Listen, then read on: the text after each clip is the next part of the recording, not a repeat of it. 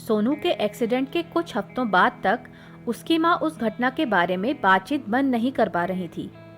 हर दिन वे ये कहानी बताती कि स्कूल बस से टक्कर की वजह से सोनू के दोनों पैर बुरी तरह फ्रैक्चर हो गए थे। वो खुद को दोषी महसूस कर रही थी कि वो उसकी रक्षा के लिए वहां मौजूद नहीं थी। उन्हें कई हफ्तों तक सोनू को व्हील चेयर पे देखना बर्दाश्त नहीं हो रहा था। सोनू को ट्रीटमेंट देने वाले डॉक्टर ने उसके पेरेंट्स को आश्वासन दिया कि सोनू के पैर भविष्य में बिल्कुल ठीक हो सकते हैं। लेकिन सोनू की माँ बार बार उसको सहानुभूति दिखाती रहती। बेटा, कोई बात नहीं, मैं तुम्हारे साथ हूँ। हो सकता है अब तुम पहले की तरह फुटबॉल ना खेल पाओ या पहले की तरह दौड़ ना पाओ।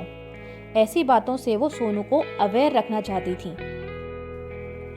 डॉक्टर्स ने मेडिकल पॉइंट ऑफ व्यू से सोनू को स्कूल जाने की परमिशन दे दी थी, लेकिन उसके पेरेंट्स ने डिसीजन लिया कि सोनू की माँ अपनी नौकरी छोड़कर बचे हुए साल में उसे घर पर ही पढ़ाएंगी।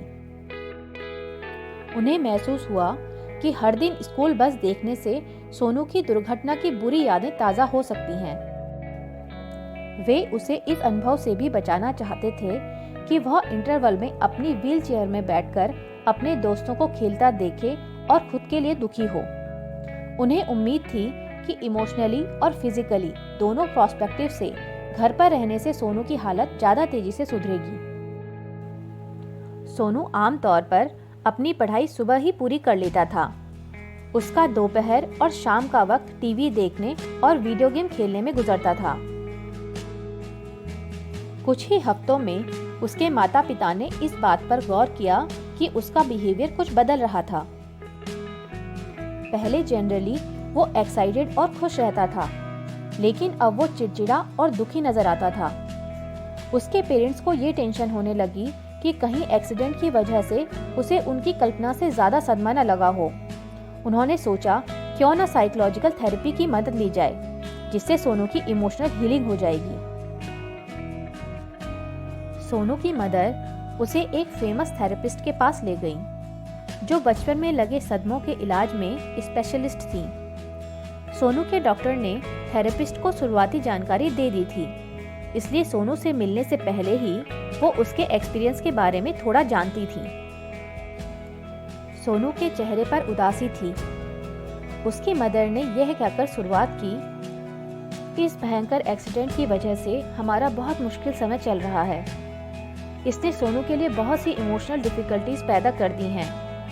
अब वो पहले जैसा सोनू नहीं रहा।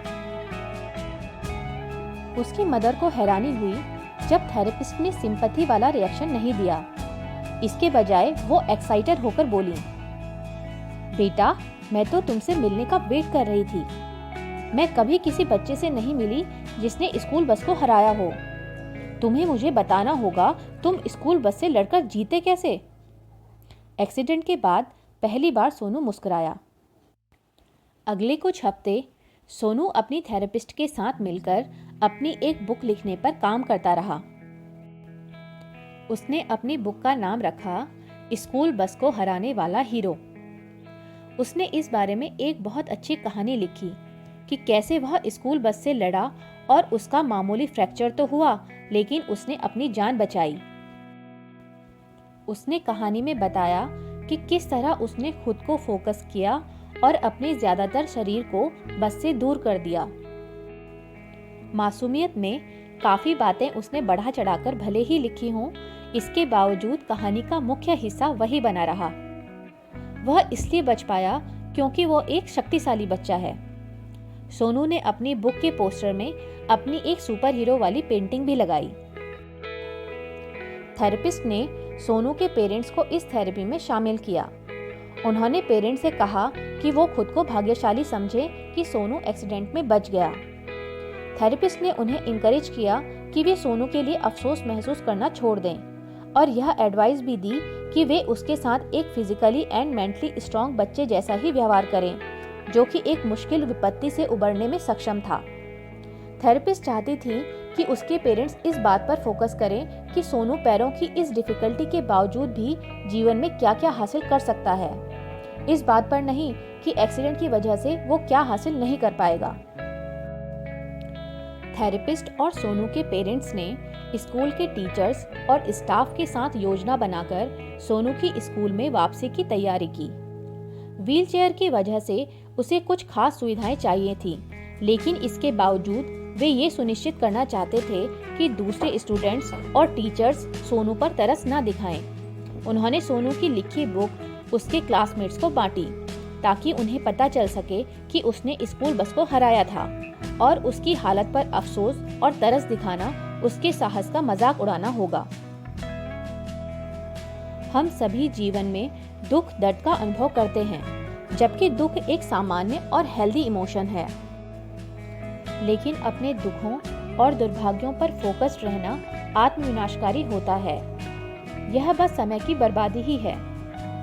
खुद पर अफसोस करने में बहुत सारी मानसिक ऊर्जा लग जाती है और इससे स्थिति रत्ती भर भी नहीं बदलती। अगर आप समस्या को नहीं सुलझा सकते, तब भी आप जिंदगी की बाधाओं से निपटने के पॉजिटिव ऑप्शन चुन सकते हैं। अफसोस करने और दुखों का रोना रोते रहने से आप किसी समाधान पर नहीं पहुंचेंगे, और तो और इसकी वजह से आप अपने जीवन की अच्छी चीजों को भी नजरअंदाज कर देंगे। दोस्तों, वैसे तो दुनिया में बहुत से लोग हैं जिन्होंने बड़ी बड़ी चुनौतियों को हराकर एक अलग मुकाम हासिल किया है, लेकिन एग्जाम्पल के लिए मैं 6 शख्सियत के नाम मेंशन करना चाहूँगी। Albert Einstein, Sudha Chandran, Taini grey Thompson, Diwakar Sharma, निक वुजेसिस और अरुणिमा सिन्हा। ये कुछ ऐसी शख्सियत हैं जिनकी जिंदगी हमें सिखाती है कि आपकी हिम्मत और बहादुरी आपकी उम्र, आपके शरीर के आकार से तय नहीं होती, बल्कि ये आपके हौसलों से तय होती है। हौसलों से टकराकर सारी चुनौतियां चकनाचूर हो जाती हैं और आपकी डिसेबिलिटी भी आपकी स्पेशल एबिलिटी में बदल जाती है।